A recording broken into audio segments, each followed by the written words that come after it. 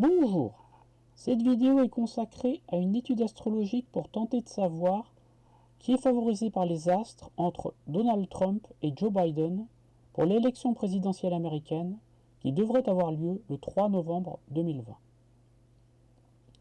Cette élection s'annonce capitale étant donné la situation de crise mondiale que nous traversons. Au moment où je fais la vidéo, nous sommes le 3 juillet 2020, soit quasiment 4 mois avant le début de celle-ci. Il est difficile d'envisager les élections américaines sans étudier le thème astral des États-Unis. Le voici. Le thème astral des États-Unis est le suivant. Il y en a plusieurs, donc j'utilise celui-ci. Le 4 juillet 1776 à 17h10 à Philadelphie. Je vais reprendre une petite partie de l'analyse que j'ai faite dans ma vidéo postée le 29 avril 2019. Elle sera dans les liens en bas de la vidéo.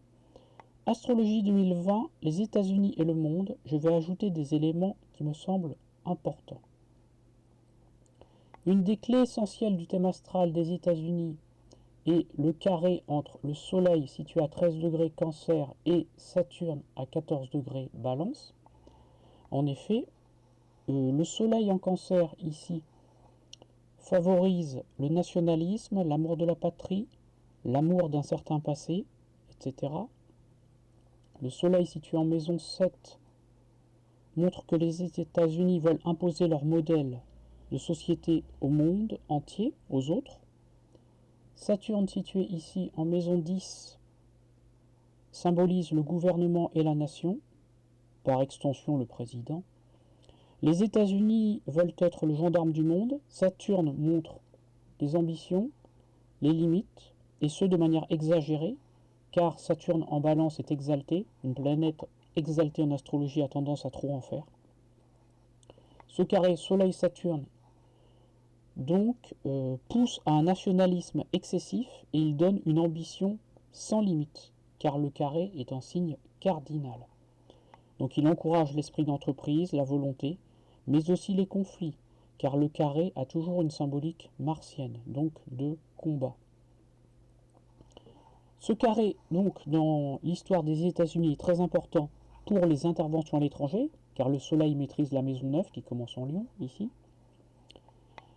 Il est important pour les problèmes économiques, car Saturne maîtrise la maison 2, les revenus, mais également pour les dirigeants américains en général, car Saturne se situe en maison 10, le gouvernement. Au niveau de l'astrologie prévisionnelle, ce carré Soleil-Saturne est touché par un facteur prévisionnel très important à partir de demain, parce qu'aujourd'hui, quand je fais la vidéo, on est le 4 juillet. Le 5 juillet 2020, on a une éclipse de lune située à 13 degrés Capricorne, ici. Voilà. Éclipse de lune située à 13 degrés Capricorne, qui va toucher ce carré Soleil natal. Le Soleil est touché par... excusez-moi. Le Soleil est touché par opposition à l'éclipse et le Saturne par carré. Voilà. Donc une éclipse a un cycle de 19 ans. Pour avoir une idée de ce qui peut se produire, il suffit de regarder les 4 dernières éclipses qui se sont produites tout près de ce degré, 13 Cancer. Voici le tableau que j'ai fait. Donc ça, j'ai déjà expliqué ça dans ma vidéo d'avril 2019, je reprends. Après, je vais approfondir. C'est pour ça que c'est marqué avril 2019 ici. Donc, première éclipse située entre 13 Capricorne et 14 Capricorne. 6 juillet 1944, on a eu juste après la bataille, c'était pendant la bataille de Normandie qui a amené la libération et l'américanisation de l'Europe de l'Ouest. Deuxième éclipse, vous voyez, à chaque fois on a un cycle de 19 ans. 44 plus 19, 63. 63 plus 19, 82. 82 plus 19, 2001. 2001 plus 19, 2020. Voilà, on a le fameux cycle des éclipses. Donc 1963, on a eu l'assassinat de Kennedy, qui a permis la relance de la guerre du Vietnam. En effet, le président Kennedy voulait retirer les troupes américaines qui étaient au Vietnam. C'était à l'époque des conseillers militaires. En 1982, on a eu la plus forte récession économique aux États-Unis depuis la Seconde Guerre mondiale et la terrible guerre au Liban. Les États-Unis sont intervenus au Liban. Et puis en 2001, donc 5 juillet 2001, on a eu les attentats du 11 septembre 2001 qui ont suivi l'éclipse, le Patriot Act et l'intervention à l'étranger en Afghanistan. Donc qu'est-ce qu'on peut prévoir pour 2020? On voit qu'à chaque fois on a des événements importants aux États-Unis. Donc pour le 5 juillet 2020, l'éclipse étant valable jusqu'au 30 novembre 2020, on peut prévoir, donc ça je l'avais déjà dit en avril 2019, une récession aux États-Unis, vous voyez, celle-là c'est confirmé, et une intervention probable, ça on n'en est pas sûr, on verra, en Iran, en Somalie, au Liban, peut-être en Syrie. Et par rapport à ce que je disais dans ma vidéo d'avril 2019, je rajoute au Venezuela. Ça, je ne l'avais pas dit. Je le rajoute parce que je me suis aperçu entre-temps que le Venezuela avait son soleil natal situé à 12 degrés Cancer, donc tout près du soleil des États-Unis, donc il sera touché par l'éclipse. Donc on risque une intervention militaire cachée, peut-être cachée, des États-Unis au Venezuela, mais aussi le Liban. Le Liban, c'est sûrement le pays qui sera le plus touché. Donc symboliquement, cette éclipse qui précède le 11 septembre est de retour donc le 5 juillet jusqu'au 30 novembre 2020. Donc on peut penser que la période allant du 5 juillet 2020 au 30 novembre 2020 est le sommet de la crise mondiale protéiforme. Elle peut également se traduire, ça aussi je rajoute par rapport à 2019, par une énorme chute boursière. On peut avoir un gros krach boursier, donc aux États-Unis et dans le monde, et une contestation sociale sans précédent. En effet, l'affaire George Floyd est un déclencheur et des difficultés à maîtriser l'épidémie de coronavirus. Donc maintenant je reviens au sujet, mais il me paraissait très très important d'insister sur ces événements mondiaux qui vont avoir des conséquences bien sûr sur l'élection présidentielle. Donc je vais revenir sur le sujet, donc l'élection Trump-Biden. Méthode numéro 1. Le transit de Saturne sur le Pluton natal des États-Unis. En effet, au moment de l'élection, donc en novembre 2020, Saturne ici sera en transit, c'est-à-dire qu'il va se déplacer, sera en transit sur le Pluton natal des États-Unis. Pourquoi est-ce important? Parce que des transits, on en a des milliers. Pourquoi celui-ci est particulièrement important? Parce que Saturne concerne le gouvernement, Saturne est en 10 et maîtrise la maison 10 avec ce qu'on appelle les almutènes. Et Pluton est un astre de pouvoir. Donc on a deux astres de pouvoir qui sont liés. Saturne fait le tour du zodiaque en à peu près 29 années. Donc là aussi, il est intéressant de savoir ce qui s'est produit au niveau des élections américaines et pour le président, les 3 dernières fois où Saturne en transit était en conjonction du Pluton des États-Unis. Voici le tableau que je vais tirer. Sur les 3 dernières fois où Saturne en transit était en conjonction du Pluton natal du thème des États-Unis. Donc Pluton concerne le pouvoir, bien sûr, le pouvoir secret, le pouvoir caché. Donc première année, 1933. Le président en fonction était Hoover. Qu'est-ce qui s'est passé par la suite? Il n'a pas été réélu et son successeur était Roosevelt, un démocrate. Ensuite, en 1961, on a eu une conjonction Saturne en transit sur Pluton, natal. C'était le président Kennedy qui était en fonction. Qu'est-ce qui s'est passé juste après? Il a été assassiné. Enfin, un petit peu plus tard, pas juste après. Et son successeur était Johnson, le président Johnson, qui était démocrate. Ensuite, dernière conjonction Saturne-Pluton avant celle de cette année, de 2020. En 1991, donc on avait le président Bush père, c'est comme ça qu'on dit en France, le président George père, qui lui était républicain, il n'a pas été réélu par la suite, qui a été élu Bill Clinton, président démocrate. Donc maintenant, ça revient en 2020, c'est-à-dire que Saturne se retrouve en conjonction de Pluton, comme en 1932, comme en 1961, comme en 1991. En ce moment, qui est président Donald Trump, il est républicain, donc si on suit cette logique, il ne sera pas réélu, et à la suite, on aura un président démocrate. Donc Joe Biden est favorisé à deux niveaux. Premièrement, il est démocrate, et deuxièmement, il n'est pas le tenant du titre, contrairement à Donald Trump. Donc cette méthode, les transits de Saturne en conjonction du Pluton natal des États-Unis, donne un avantage à Joe Biden.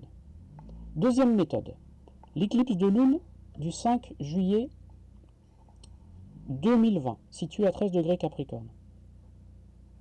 Donc on a vu qu'elle était déterminante dans l'histoire des États-Unis, je ne vais pas reprendre ce que j'ai dit, car elle précède le 11 septembre.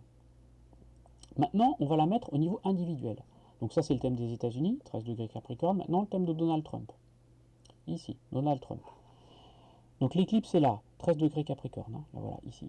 Donc Donald Trump est né le 14 juin 1946 à 10h54 à Jamaïca. Jamaïca, c'est un quartier du Queens, à New York. Il est né avec le soleil en Gémeaux et l'ascendant Lion. Avec son soleil en Gémeaux, maison 10, conjoint au nœud nord, c'est quelqu'un qui est très excessif. Il a une personnalité théâtrale avec son ascendant Lion. Il est très important car Uranus est conjoint au soleil. Donc une personnalité indépendante, imprévisible, qui aime choquer et qui aime provoquer sur le plan verbal. Avec un côté excessif car le soleil est conjoint au nœud nord qui donne souvent des excès. Première remarque très importante au niveau prévisionnel. Donald Trump est très sensible aux éclipses de lune. Pourquoi ? Parce que Donald Trump est né un jour d'éclipse de lune. Donc cette éclipse est absolument déterminante dans la vie. Les personnes qui sont nées lors d'éclipses de lune rencontrent beaucoup plus que d'autres des fluctuations dans leur vie. Chez Trump, la lune gouverne la maison 11 par interception, donc les projets. Donc elle est située en Sagittaire ici, maison 4. Donc ça c'est en analogie avec ce qu'il a fait dans sa vie et ses multiples projets professionnels, hein, maison 11. Par exemple, Trump est propriétaire de casinos, de résidences, de luxe, de terrains de golf, de gratte-ciel. Mais, éclipse de lune, une éclipse donne toujours des événements imprévus. 6 de ces hôtels et casinos, surendettés, ont fait faillite. Donc ça, c'est vraiment les personnes qui sont nées les jours d'éclipse. Ils ont beaucoup de hauts, de très hauts et de très bas, à leur niveau, bien entendu. Donc cela montre effectivement beaucoup de fluctuations dans sa vie. Je rappelle qu'en 2016, aucun média officiel ne le voyait gagner la présidentielle. Pourtant, il a gagné. Donc la position de cette éclipse de lune, ici, est déterminante pour connaître ses chances de réélection. Je précise qu'en septembre 2016, avant sa première élection, la dernière éclipse de lune était située ici, à 24 degrés Poisson. Et elle faisait un sextile aspect de 60 à son milieu du ciel, donc elle était très favorable à une élection. Alors celle-ci, l'éclipse du 5 juillet 2020 et à 13 Capricorne, ne fait aucun aspect majeur, avec des orbes étroits. Mais si on veut creuser, donc on cherche ce qu'on appelle les mi-points. Donc là c'est un peu compliqué, hein, j'explique, mais c'est un petit peu compliqué. Donc l'éclipse de lune est située au mi-point, c'est-à-dire au milieu de Uranus, Pluton. Donc c'est au milieu, hein, l'éclipse de lune est au milieu de Uranus, de Pluton, Uranus, de son thème natal. Donc quand une éclipse active le mi-point Uranus-Pluton, on peut interpréter cela comme changement soudain dans la vie publique, les mutations, parfois même explosion et accident. Donc cette configuration d'éclipse évoque plutôt une mutation, donc une non-réaction, voire même un danger pour la vie de Trump. Attention. On va faire la même chose pour Joe Biden. Joe Biden, l'éclipse de lune est ici à 13 degrés Capricorne. Donc Joe Biden, lui, est né le 20 novembre 1942 à 8h30 à Scranton. Scranton, c'est dans l'état de Pennsylvanie, donc c'est dans l'est des États-Unis. Joe Biden est né avec le soleil en Scorpion et l'ascendant Sagittaire. On constate que le thème est très différent de celui de Trump, en effet. La maison est vide d'astres du septénaire, et chez lui, ce qui domine, c'est la maison 12, hein, avec le soleil en maison 12. Donc quand on a la maison 12 qui domine dans sa vie, on a premièrement une maison 10 plutôt vide d'astres. On a une personnalité discrète, voire effacée sur le plan professionnel. Quand la maison 12 domine, on a très souvent, pas toujours, hein, mais très souvent des épreuves dans la vie. Et effectivement, dans la vie de Joe Biden, il a subi pas mal d'épreuves. En effet, sa première femme et sa fille sont décédées dans un accident de voiture. Il a également subi plusieurs grandes épreuves au niveau médical. Il a eu 2 ruptures d'anévrisme et une embolie pulmonaire. Il a été aussi plusieurs fois accusé d'agression sexuelle. Donc on ne sait pas si c'est vrai ou pas, il a été accusé. Donc sa grande solidité face aux épreuves, donc la maison 12, est due au maître de la maison 12. La maison 12 commence en Scorpion, son maître c'est Mars. Mars, situé ici, donc à 12 degrés Scorpion en maison 11, qui montre Mars, une très grande combativité face aux épreuves. Mars en domicile, donc une protection malgré tout. Et Mars en 11, c'est quelqu'un qui fait de nouveaux projets suite aux épreuves. D'autre part, comme il a le maître d'ascendant, il a ascendant Sagittaire, Jupiter exalté en 8, donc c'est quelqu'un dont les épreuves le renforcent. Il est renforcé par les épreuves. Une épreuve n'a pas tendance à l'abattre, Joe Biden. Au contraire, il repart vers de nouveaux projets avec un nouvel enthousiasme. Donc, chez lui, l'éclipse de lune située à 5 degrés Capricorne ici, elle active 13 degrés Capricorne, l'éclipse du 5 juillet, elle active par aspect étroit son Mars natal, 12. 12 Scorpion, 13 Capricorne, on a un aspect de 60, un aspect harmonique, un aspect de 60 degrés. Donc ça veut dire que Mars, la combativité, sera stimulée au moment de l'élection, et ça c'est plutôt un signe bénéfique, un signe de victoire sur les épreuves. Donc l'éclipse de lune du 5 juillet 2020 donne plutôt un avantage de Joe Biden. Mais ce n'est pas suffisant, je vais pousser plus loin l'investigation. Méthode numéro 3, l'éclipse de soleil du 21 juin 2020, ici à 0 degré Cancer. Elle est valable jusqu'au 14 décembre 2020, donc elle est aussi valable pendant l'élection. Donc pendant l'élection, on a une éclipse de lune qui est valable, on l'a vu, et aussi une éclipse de soleil, ici. Donc là, on a remis le thème de Trump. On regarde qu'est-ce que cette éclipse active dans son thème, pour savoir si c'est plutôt bénéfique ou maléfique. Là aussi, on n'a pas d'aspect majeur valable, donc comme tout à l'heure, on recherche les mi-points. Et l'éclipse de soleil située à 0 Cancer active le mi-point soleil, ici, Mercure. Donc soleil-Mercure, cela peut se traduire par grande activité orale, talent pour convaincre, mais aussi nervosité, impulsivité. Bon, bah ça c'est pour Trump. Maintenant on va faire la même chose avec Joe Biden. L'éclipse de soleil à 0 degré Cancer. Donc dans le thème de Joe Biden ici, l'éclipse de soleil à 0 Cancer est ici. Là c'est très ambivalent. En effet, à 0 degré Cancer, l'éclipse active sa lune, 0 degré Taureau. Donc la lune c'est la popularité. Le nœud nord qui peut amplifier toujours à 0 degré Vierge. Donc ça c'est plutôt bénéfique. Mais l'éclipse de soleil active aussi la lune noire ici, à 29 Gémeaux. Donc, l'étude de cette éclipse de soleil donne plutôt un avantage à Donald Trump. Parce que ce côté est plutôt difficile chez Joe Biden. On va continuer l'investigation avant de tirer une conclusion définitive. Méthode 4, les cycles. Au niveau des cycles, Donald Trump, ici, comme il est né le jour d'une éclipse de lune, est sensible au cycle des éclipses. Une éclipse, on l'a vu, se reproduit au même endroit tous les 19 années. Donc Donald Trump est particulièrement sensible au cycle de 19 ans. Donc cette année 2020 est en analogie chez lui avec 2020-19, c'est-à-dire 2001. Donc j'ai cherché dans sa vie. En 2001, je n'ai pas trouvé d'événements particulièrement marquants. Donc au niveau des cycles des éclipses, dans ce cas, je trouve que c'est plutôt favorable. Car comme on n'a pas eu d'événements marquants, ça veut dire qu'on a une continuité. Donc là, ça peut marquer plutôt une poursuite, donc une réélection. Cet aspect-là va en ce sens. Chez Joe Biden, alors lui n'est pas né un jour d'éclipse. En revanche, lui, il est ascendant Sagittaire. Et comme tous les ascendants Sagittaire, il est très sensible au cycle de Jupiter. Un cycle de Jupiter dure 12 années. 2020 moins 12, ça fait 2008. Donc qu'est-il arrivé pour Joe Biden en 2008 En 2008, déjà, Jupiter était en Capricorne, comme en 2020, au moment de l'élection. Et qu'est-ce qui s'est passé en novembre 2008 pour Joe Biden?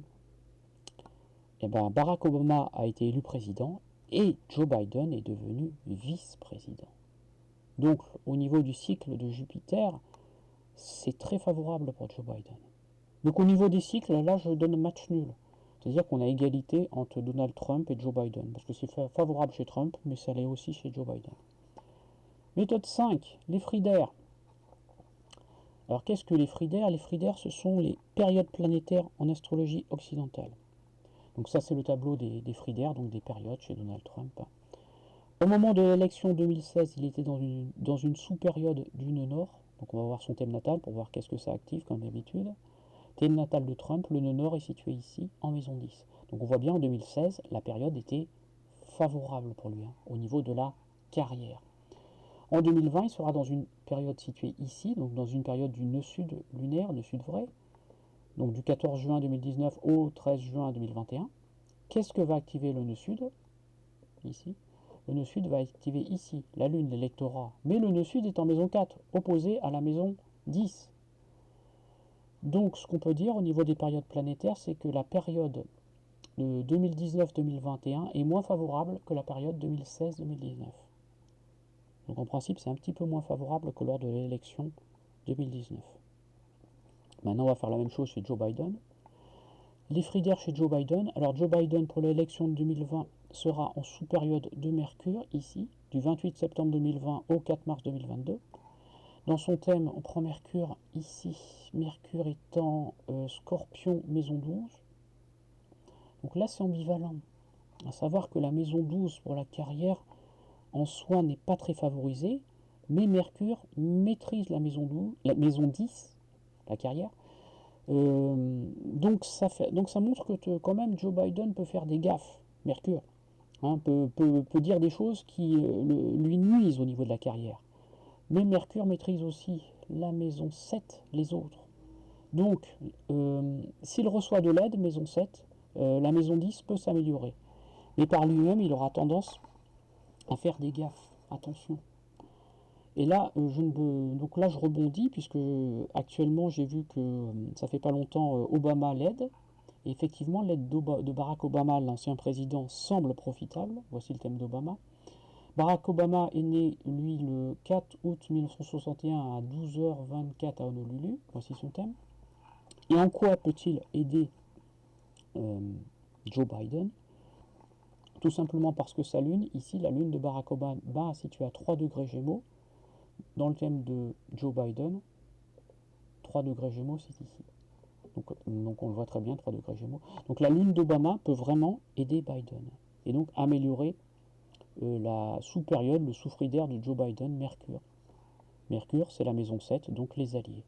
Donc ça peut. Donc Barack Obama peut énormément aider Biden. Donc là, au niveau des fridaires, on a un avantage Joe Biden. Méthode suivante, la révolution solaire. Donc la révolution solaire, c'est un thème qui est valable une année. Donc la tradition ancienne la calcule sur le lieu de naissance. Donc chez Donald Trump, c'est la révolution solaire 2020 qui est valable pour l'élection qui aura lieu en novembre. Donc là, on a le thème natal qui est à l'intérieur, la révolution solaire qui est à l'extérieur. Ça, c'est la partie la plus compliquée, hein. Désolé pour ceux qui ont du mal, hein. Donc lors de sa révolution solaire, Donald Trump a eu 74 ans. Donc on regarde deux choses principales, hein, pour lire une révolution solaire en aveugle. On regarde l'ascendant profecté, ici, et le maître de l'année, j'ai souligné en rouge, hein. Donc l'ascendant profecté, ici, est à 29 balance, hein. Donc ça, c'est vraiment le point le plus important. Donc chez Donald Trump, il n'aspecte rien par aspect étroit. Bon, donc là, c'est plutôt neutre, on va dire. Et le maître de l'année, ici, c'est Vénus. Donc Vénus, c'est féminin, donc on dit plutôt maîtresse de l'année. Donc Vénus est maîtresse de l'année de Révolution 2020. Elle est située à 8 Gémeaux, en maison 11. Donc cette année, Donald Trump, Vénus va s'appuyer sur des valeurs Gémeaux, des valeurs intellectuelles, pour montrer de nouveaux projets. Donc ça va l'aider. Et des projets tournés vers le futur pour séduire. Mais Vénus de Révolution est rétrograde ici, il y a un petit R. Donc les valeurs qu'il reprend ont déjà été évoquées dans sa précédente campagne, ça peut le desservir. Dans cette révolution, on regarde toujours la Lune, hein. La Lune c'est l'électorat. Il a la Lune située en maison 9. La maison 9 est une maison d'élévation. Donc ça, a priori, c'est plutôt favorable. En revanche, dans sa révolution solaire, il a la Lune noire ici, située en maison 10, maison de la carrière. Donc elle peut montrer un arrêt en bélier brutal de la carrière. Donc ça, c'est plutôt négatif. Et au niveau du jour de l'élection, donc pour savoir dans quelle période il va se trouver, période de révolution solaire, le jour de l'élection, hein, qui n'ont rien à voir avec ce qu'on a vu tout à l'heure, les fridaires. Donc on regarde les grandes hebdomades, c'est marqué ici. Donc le 3 novembre 2020, il sera en sous-période de Jupiter ici. Donc a priori, par nature, Jupiter, ça donne une période favorable, mais dans sa révolution solaire, Jupiter est ici, situé en maison 7. Donc la main sera plutôt à ses adversaires. Néanmoins, Jupiter est bénéfique, donc il risque de faire un score plus élevé que ce que prévoient les sondages, mais comme Jupiter est en maison 7, ce sont les adversaires qui ont la main. Donc ça c'est pour Donald Trump, on va faire la même chose avec Joe Biden. Alors thème de Joe Biden au milieu, révolution solaire de Joe Biden à l'extérieur, mais là il faut faire très attention. Comme l'élection a lieu le 3 novembre et que Joe Biden est né le 20 novembre, pour avoir le résultat le 3 novembre 2020, on prend la révolution solaire 2019. Attention, là c'est dit, c'est un piège. Donc on prend la révolution solaire 2019. Au moment de l'élection, Joe Biden aura 77 ans. Comme tout à l'heure, hein, les deux points les plus importants dans une révolution solaire sont l'ascendant profecté ici en rouge et le maître de l'année. Donc dans sa révolution solaire 2019 valable au moment de l'élection, l'ascendant profecté sera à 3 degrés Taureau. On voit tout de suite que l'ascendant profecté est conjoint exactement à l'Uranus de révolution solaire. Donc on va avoir une énorme surprise, Surprise qui est confirmée car son Uranus natal est conjoint au milieu du ciel la carrière cette année. Alors comment on peut interpréter ça? Au début de sa révolution solaire, c'est-à-dire le 20 novembre 2019, personne ne pensait que Joe Biden pourrait devenir président. Aujourd'hui, ça se rapproche. On n'y est pas, mais ça se rapproche. Deuxième chose très importante, l'ascendant profecté aspecte étroitement la lune natale. La lune, c'est la popularité. Vous voyez ici, 0 degré taureau, 3 degrés taureau. Donc ça, c'est favorable pour tout ce qui est lié à la popularité. Et l'ascendant profecté aspecte aussi la lune de révolution solaire. La lune de révolution solaire est située à 2 degrés vierge, donc on a un trigone par rapport à l'ascendant profecté à 3 degrés taureau. Donc sa popularité sera quand même très forte cette année. C'est vraiment une très bonne année pour tout ce qui est la popularité. Et dernière chose, l'ascendant de révolution solaire est aussi conjoint à la part de fortune natale. Ici, ça semble plutôt bénéfique, ça c'est conjoint à la Lune. Donc il sera à son sommet au niveau de la popularité. Jamais dans sa vie, il n'aura une telle popularité que cette année. Ensuite, on regarde le maître de l'année, maîtresse, puisque c'est Vénus. La maîtresse de l'année de Révolution 2019, c'est Vénus, ici située en maison 4, donc l'opposition, le peuple, conjointe à Jupiter, bénéfique, en Sagittaire. Tout ça, c'est excellent. C'est excellent pour les valeurs. En Sagittaire, donc Biden va s'appuyer sur des valeurs universelles, des valeurs d'optimisme. Il va s'adresser au peuple américain. Ça, c'est très très favorable. Ensuite, on regarde la Lune pour une élection, toujours. La Lune, significateur général de l'électorat. Elle est située en maison 12, donc Biden peut attirer le vote des personnes qui souffrent. Et enfin, au niveau des périodes planétaires de révolution solaire, Biden est dans une grande hebdomade au moment de l'élection, donc tout à la fin de sa révolution solaire de Vénus, à partir du 28 septembre 2020. Vénus étant la maîtresse de l'année, c'est une année qui semble très bénéfique. À ce niveau, donc au niveau des révolutions solaires, avantage Biden. Mais malgré tout, Trump, avec Vénus maîtresse de l'année, risque de faire un score plus élevé que ce qui est annoncé. Et méthode numéro 7, le thème de l'élection. Donc là aussi, ce serait complexe de tout expliquer en détail, donc je m'appuie uniquement sur l'essentiel. Donc l'élection présidentielle aura lieu le 3 novembre 2020. L'ouverture des bureaux de vote est à 6 heures aux États-Unis. Donc là, j'ai mis le thème pour Washington. Le thème de l'ouverture des bureaux de vote. Donc dans le thème pour une élection, on regarde toujours la Lune. La Lune est fondamentale. La Lune, donc, elle se trouve en maison 8 ce jour-là. Donc, ça veut dire qu'elle n'est pas très favorable pour le pouvoir en place. La maison 8 a un côté destructeur. La Lune va faire un aspect à Mars, un sextile à Mars. Mars, qu'est-ce que ça représente? Ça représente la colère. Mars rétrograde. Donc, les gens, ils ne vont pas voter par adhésion, mais plutôt par colère. Ils vont voter plus par une pulsion. Mars en maison 6, là, évidemment, ça me fait tout de suite penser au coronavirus. Donc on aura des gens en colère qui vont voter. Donc on va plus voter par colère que par adhésion à un programme. Et ensuite la Lune, elle va vers le nœud nord. Et là je rebondis sur le thème de Trump et de Biden. En effet, dans le thème de Trump, on voit que il est né avec une opposition Lune-Nœud Nord, alors que Joe Biden est né avec un trigone Lune 0 degré Taureau, Nœud Nord 0 degré Vierge. Donc l'aspect Lune-Nœud Nord du jour de l'élection semble plus favorable à Joe Biden et plutôt défavorable à Donald Trump, et ce d'autant plus que dans le thème de Joe Biden, lors de la révolution solaire, la Lune de révolution revient sur son nœud nord. Donc l'aspect Lune-nœud est marqué dans son thème natal, Lune 0 Taureau, nœud nord 0 Vierge. Dans la révolution, la Lune de Vierge revient sur son nœud. Et le jour de l'élection. Donc, il semble quand même, au niveau astrologique, plus favorisé que Donald Trump. L'avantage de Donald Trump, c'est que le charisme de Biden est très faible. Il a le soleil en maison 12, on l'a vu. Donc dans les face-à-face, on aura quand même un avantage à Donald Trump avec son soleil en 10. Il est plus fort au niveau de la communication, il est plus fort dans les face-à-face. Mais la situation semble plus favorable aux démocrates. On l'a vu tout à l'heure avec le cycle de Saturne en transit sur le Pluton natal des États-Unis. D'autre part, je l'ai dit, l'éclipse du 5 juillet 2020 peut être un signe qui montre un affaiblissement de Trump.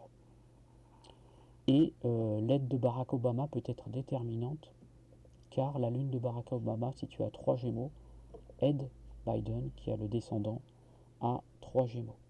Donc, on a malgré tout plutôt un avantage à Joe Biden pour l'élection du 3 novembre 2020. Et dernière chose, j'allais oublier, le jour de l'élection, oui, quelque chose que je voulais ajouter.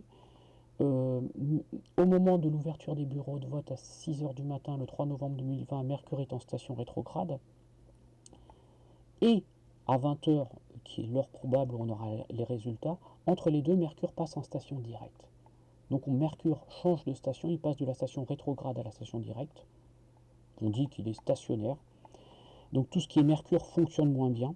Donc il faut s'attendre que le 3 novembre 2020, on ait les résultats avec du retard. Donc on peut avoir du retard. Donc à la finale, je pense qu'on va plutôt vers une victoire de Biden, mais avec un écart beaucoup plus serré que ce que prévoient les sondages.